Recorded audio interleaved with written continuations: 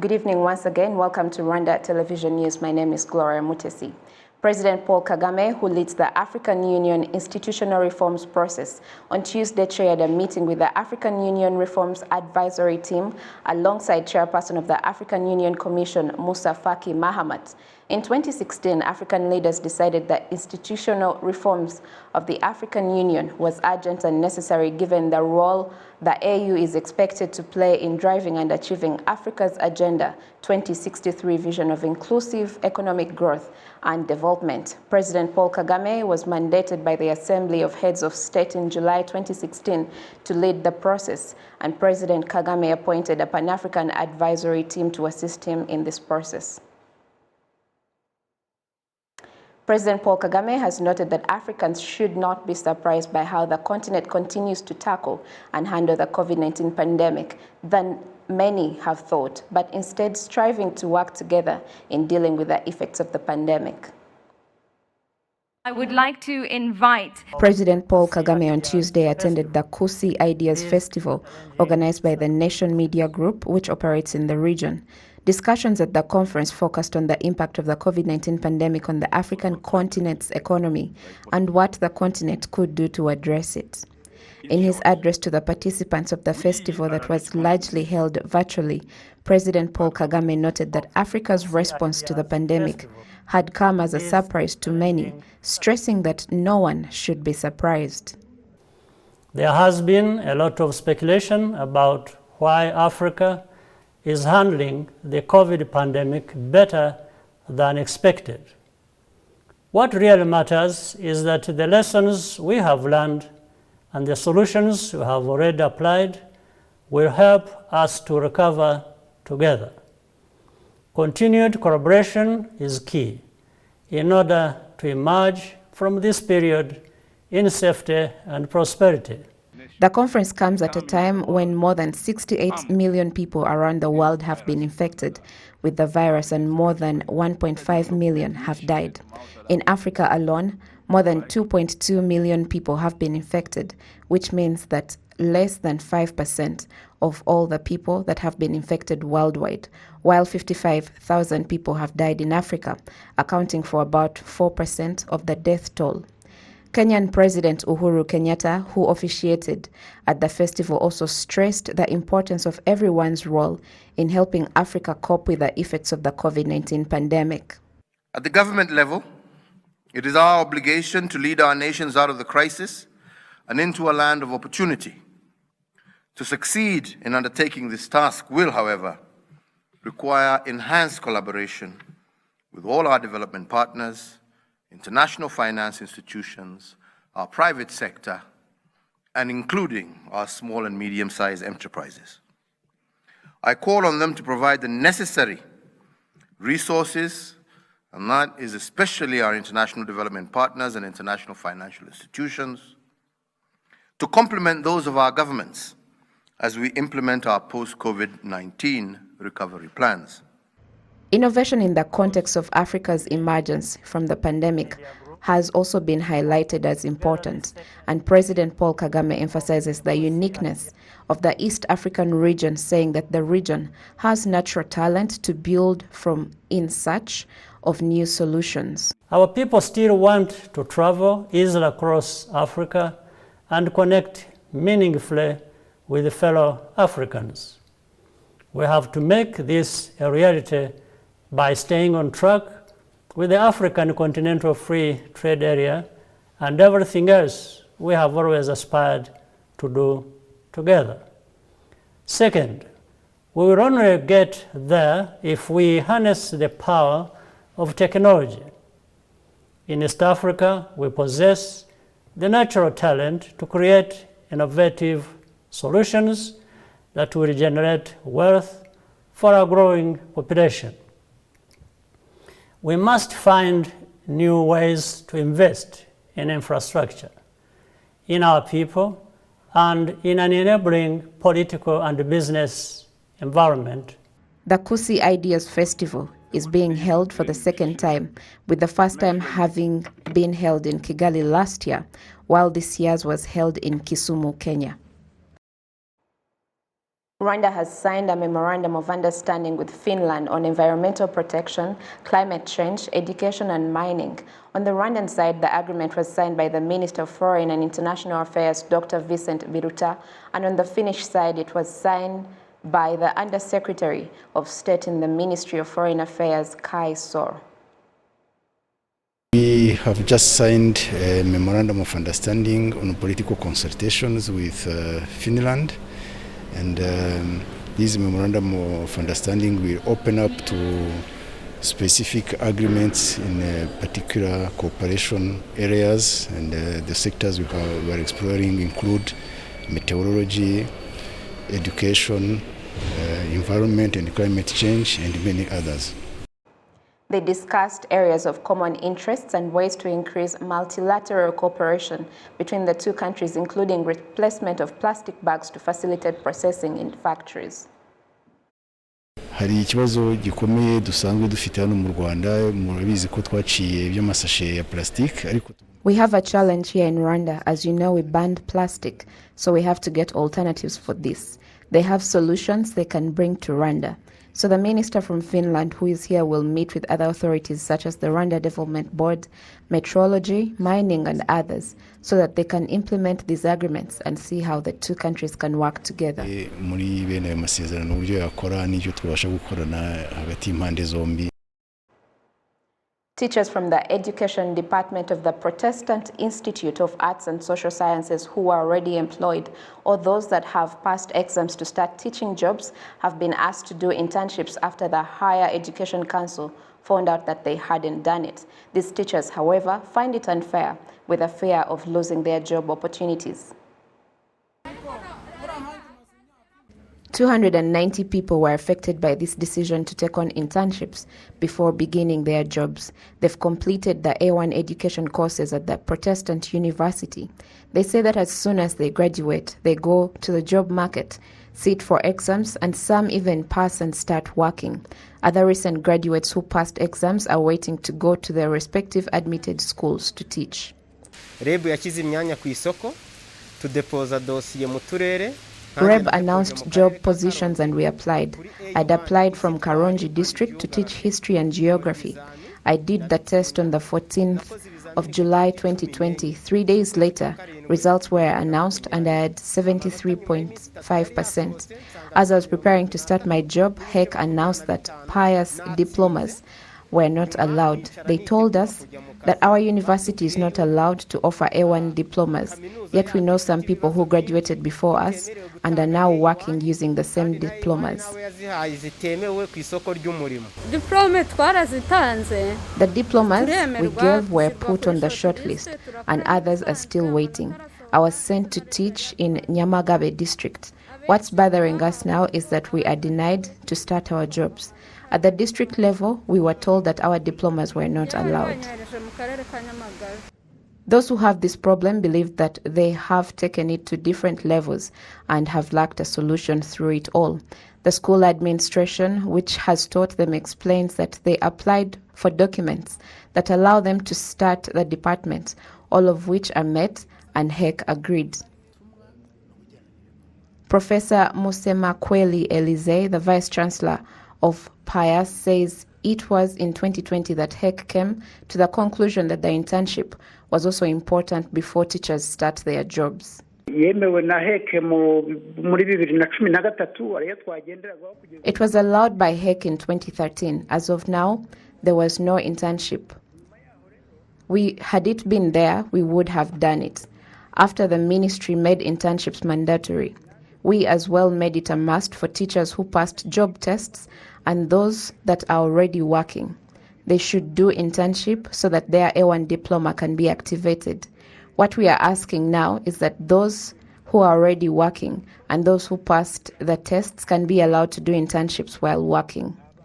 Dr. Rose Mukangomeje, the Director General of the Higher Education Council, says that the issue was well known and that all concerned authorities are working on a solution.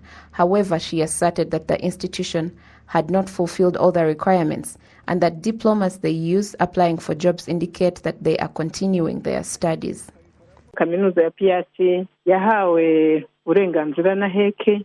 Pius University was given a green light by HEC to offer bachelor's degrees in education.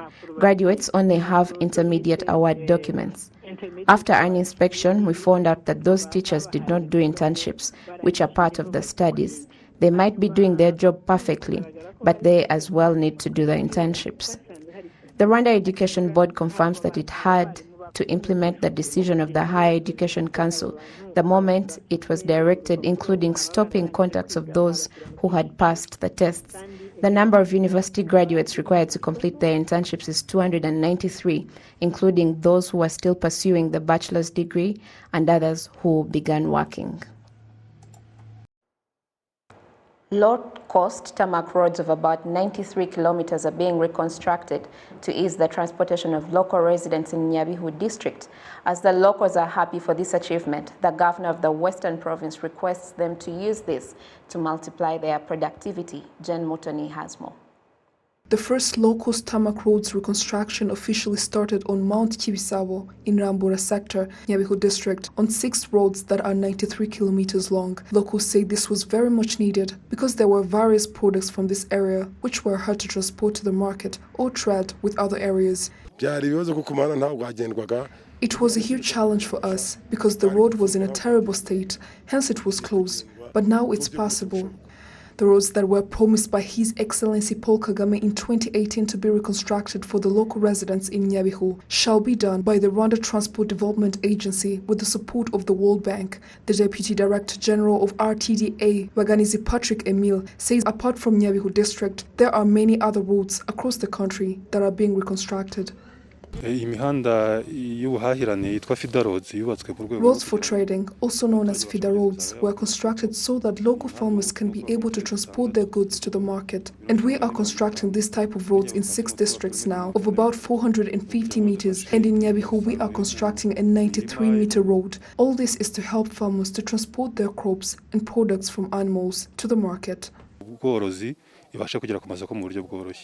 On one hand, the governor of the Western Province, Munyenhwari Alphonse, requests the locals to use this privilege to put more effort in their work by increasing their productivity.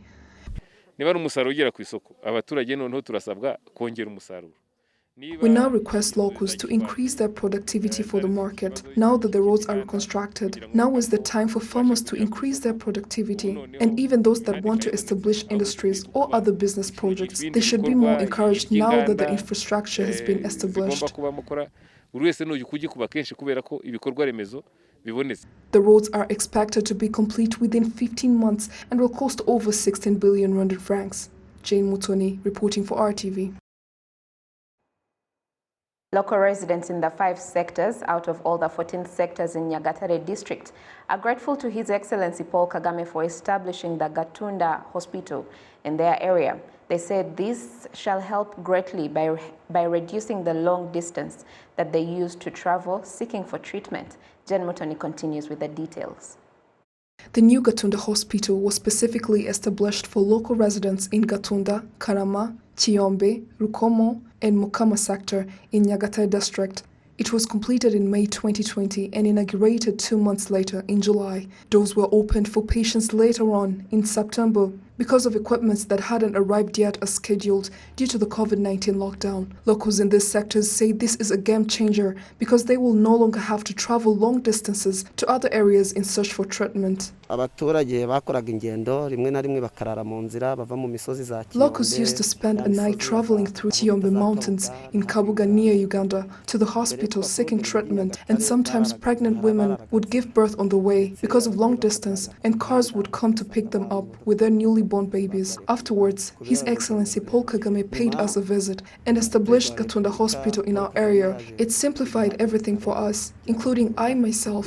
It was hard for me to travel to the hospital due to my sickness. I had to travel to King Faisal Hospital to see a specialist. The tests that they used to do for me in King Faisal and Kanombe are done also here in Gatunda Hospital. The head of Gatunda Hospital, Dr. Ngabonziza Issa, says the envisioned picture of this project is being attained. Among the treatments that are being offered, optical services are still not available. He says with the help of the Ministry of Health, it shall be available soon. Currently,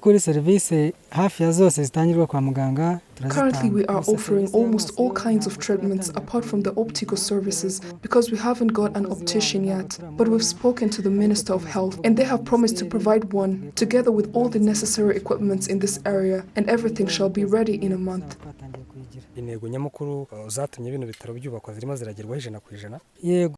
Gatunda Hospital receives from 80 to 100 patients each day, including those that are admitted to spend nights and those that are immediately discharged depending on the condition of the sickness during a consultation with the doctor.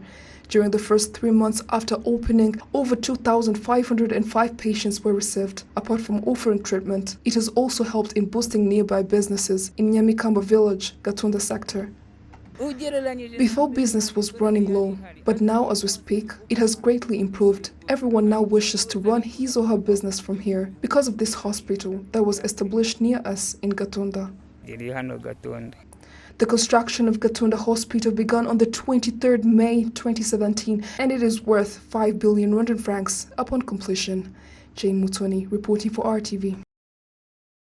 Thank you, Jen, for that report. Now, U.S. popular musician Teddy Riley says he's proud to have come to Rwanda and is ready to work with Rwandan musicians. This Tuesday, he visited the Nyundo Music School in Muhanga District. Sam Kalisa has more. It was a joy for students to sing alongside the internationally renowned musician Ted Riley, adding in traditional music style. Here, they're chanting to a traditional song. Ted Riley is known for singing, songwriting, and music production, and has also worked with world-renowned singers, including Michael Jackson. He says he was initially interested in Rwanda and will not hesitate to return to it, as well as telling his friends about the country. From the time I stepped foot on the ground of Rwanda, nothing but amazing things. Just seeing and being here at the school, these students are amazing. This should be turned into a TV show. This should be a show where we're showing not just the other kids who want to be a part, but it really influences even the babies to want to be a part of this school, and parents waiting on a waiting list to be a part of this school. So what I see here, I hope to be a part of even more. And when I move back here, I can't wait to come back to the school and maybe do some workshops, show what I know, bring a lot of my friends that are celebrities and that are great musicians, producers, to come and see this and witness it for themselves. The students who sang with him include Irasuiza Prince and Mugisha Richard, says that they felt proud to have started working with celebrities like Ted Riley, promising collaboration will uplift them as they are learning music. It's of a great honor seeing such an international artist who worked with Michael Jackson visiting our school. We received it very well. We'll learn from them, so we believe that we can achieve the same and take control of Rwandan music lovers and even make a better step than them. Jacques Murigande, who runs the school, says the main thing is that Rwandan music has reached an exciting level and is going to be internationally acclaimed. He produced music for Michael Jackson, Babyface, Backstreet Boys, and many others. Him coming here and confessing that what he saw here exists nowhere else in the world, and promising us to return, promising us partnership, and promising us promotion on international TVs. I really thank Rwanda. Among the highlights of the change is the current studio under construction, which is expected to raise the school profile and is also expected to help other artists in music production. On behalf of the entire news production team, thank you for your company tonight. Stay well and stay safe. God bless you and keep you. And until next time, I'm Gloria Mutesi.